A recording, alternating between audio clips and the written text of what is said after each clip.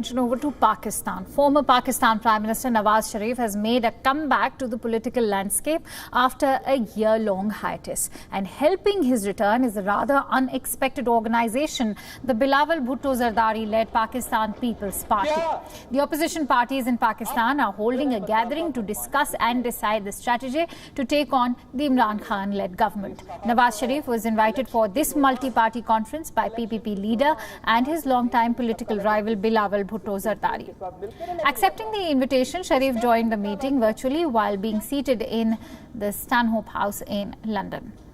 Addressing the conference, Sharif said that even though he was away from Pakistan, he was familiar with the sorry state the people were living in. He termed the meeting as being necessary to protect democracy and said that it was time to take some fearless decisions. WION's Pakistan Bureau Chief Anas Malik tells us more about Nawaz Sharif's address. Let's listen in.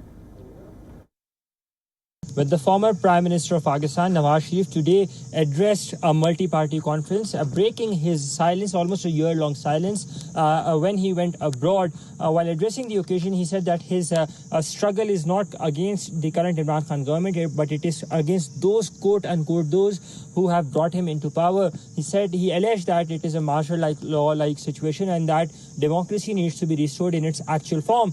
Additionally, Nawaz Sharif, to highlight, said that sanctity of the vote needs to be respected and the wishes of the people need to be respected as well. Nawaz Sharif was deposed as the Prime Minister in 2017. In 2018, he was convicted on corruption charges.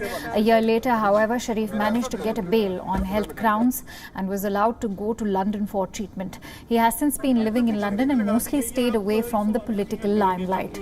Incidentally, Sharif's decision to return to active politics coincides with Islamabad's High Court issuing a non-bailable arrest warrant against him. The High Court has asked Pakistan's Foreign Secretary to produce Nawaz Sharif before the court on September 22nd.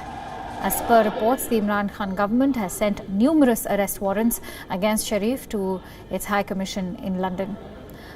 A return of Nawaz Sharif is certainly not a good sign for Imran Khan. To top that, the coming together of the opposition parties is even worse for his already fragile government.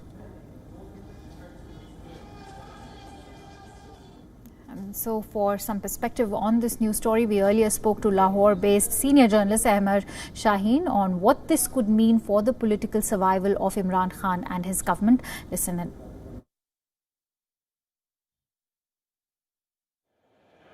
There's only one threat to a political system. The political system has never been uprooted by the people of Pakistan. It has always been the military establishment that jumps over the walls of media houses and state television and parliament and takes over. And as long as the selected people of the military are sitting in the chair, I don't understand where the threat is coming from. It's just unfounded. So the only people who can remove Prime Minister Imran Khan are the masters, are the puppeteers of Imran Khan. So why would the puppeteers remove their own puppet?